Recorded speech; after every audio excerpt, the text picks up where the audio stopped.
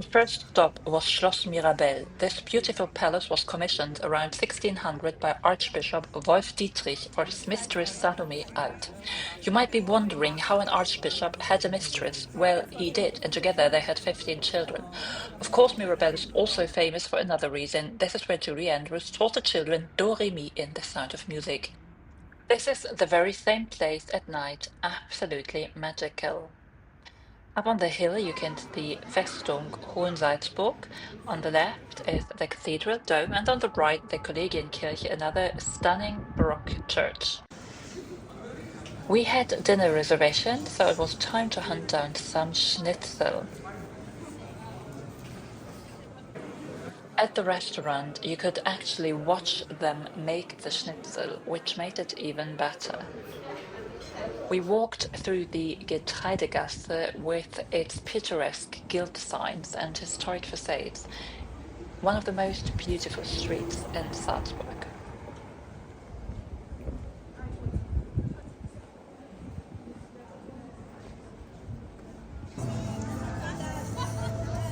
The biggest Christmas market takes place at Domplatz, but it was already closed by the time we got there.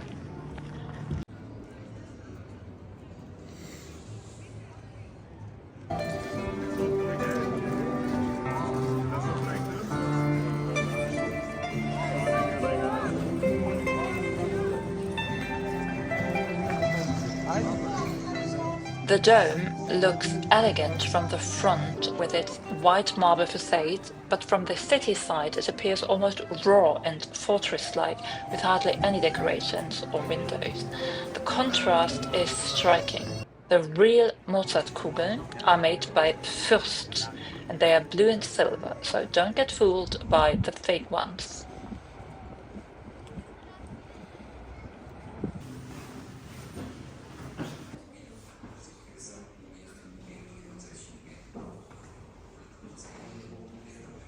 Mozart's family lived in this house in the Getreidegasse for almost 25 years.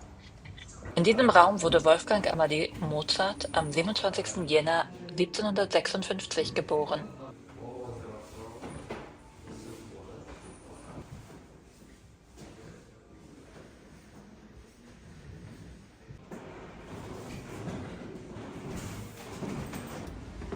It was fascinating to see how cramped even a well-off family lived in the 18th century.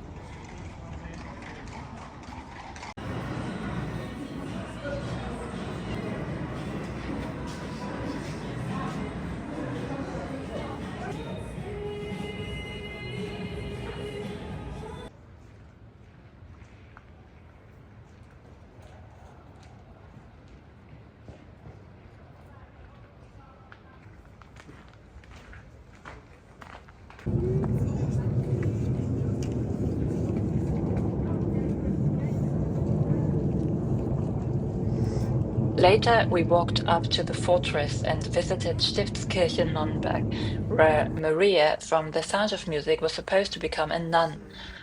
And you may know that for a very long time, the movie The Sound of Music wasn't really popular in Germany or Austria. It was more famous in the US and in the UK. Only in recent years, it has started getting more appreciation here.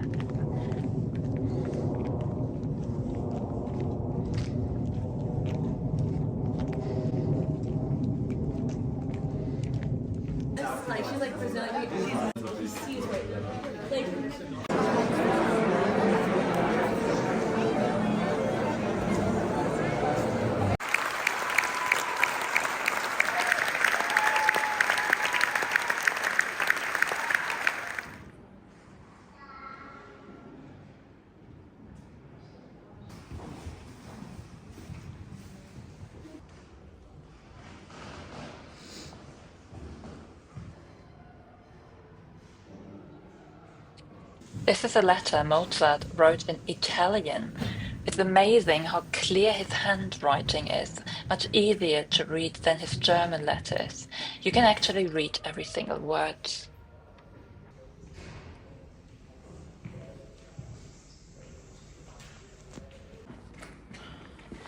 The Bastiansfriedhof is such a magical place, quite peaceful and a little hidden away. Mozart's widow Constanze is buried here, as well as his father Leopold Mozart.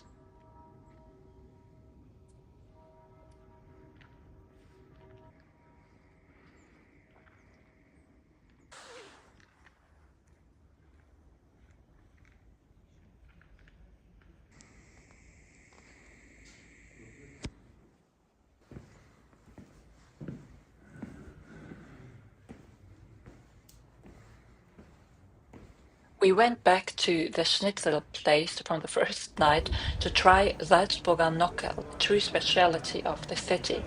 It's a sweet dessert made from eggs, sugar, and flour. The shape is inspired by Salzburg's snow-covered mountains.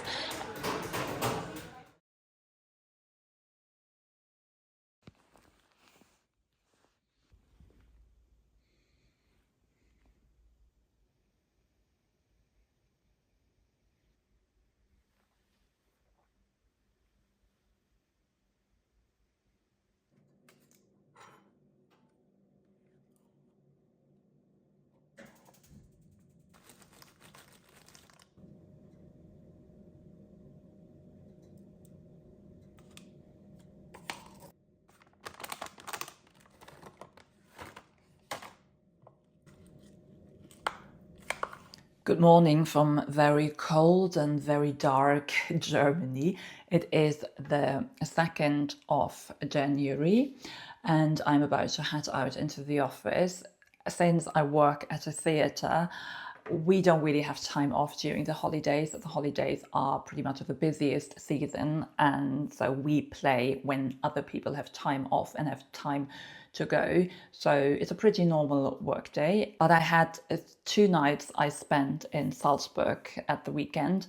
And I've visited Salzburg a few times, but always in summer. I've never been there in winter.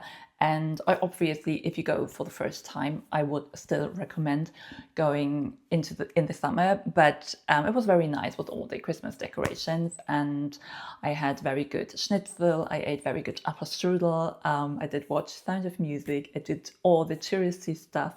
Visited the Mozart house. Yeah, I did include a couple of clips at the beginning of this video. I didn't really vlog it, but you get a few impressions of beautiful Salzburg. And I had a very quiet New Year's Eve. Fortunately, where I live in the city center of my town, in the old town, and it's forbidden to have any fireworks, to light any fireworks here. So it is rather quiet, and I could sleep well through the night, and had a very good first day of the year. Regarding New Year's resolutions, I only did one. So in 2025, I felt like I didn't read enough and I want to read more books. And in order to do so, I think I need some kind of system, some kind of structure. So I set myself a challenge to read one book a week. And if the book has more than 300 pages, I give myself 2 weeks. So yesterday I started a new book, an Italian book by an Italian author, Felicia Kingsley, Una ragazza d'altri tempi, and it has around 600 pages, so I have now 2 weeks to finish it, and maybe it will be just one of those resolutions you do at the beginning of the year, and then 3 weeks later you have forgotten about it, but we will see how it goes. Apart from that, I have a few language goals, so I still will be starting learning a new language in June. I still haven't decided which one. For the first 3 months, I think Russian will be my priority language. I want to get to the next level and really work on it. I also want to pick up Dutch again. I'm not really studying Dutch very seriously. It comes quite naturally to me since I'm German, and it's really a fun language for me. But I only learned the basics for 3 months. I finished a course and then I didn't do any Dutch. And yeah, I want to pick up that again. Regarding Italian and French, I really just want to enjoy the languages. I am now at a level where I can pretty much do everything I want with them. I can listen to my podcasts, I can watch vlogs, I can read, and I really want to have fun with these languages. And Turkish is a little bit my Sorgenkind. So I studied Turkish for 3 years every day, starting in September 2022 and until September 2025. I pretty much studied every day. But I always have been on a plateau. I've never been like fully accomplished in Turkish, which you think you should be after 3 years learning it for every day. So I probably did something wrong. I don't know.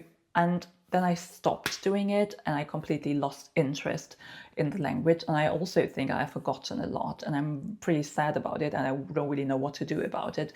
But for now, I think Turkish and we need a break, maybe like a relationship break. So you make a break and then you come back and maybe then you're all the more enthusiastic about the language. I don't really know, but I don't want to really force myself to do any Turkish.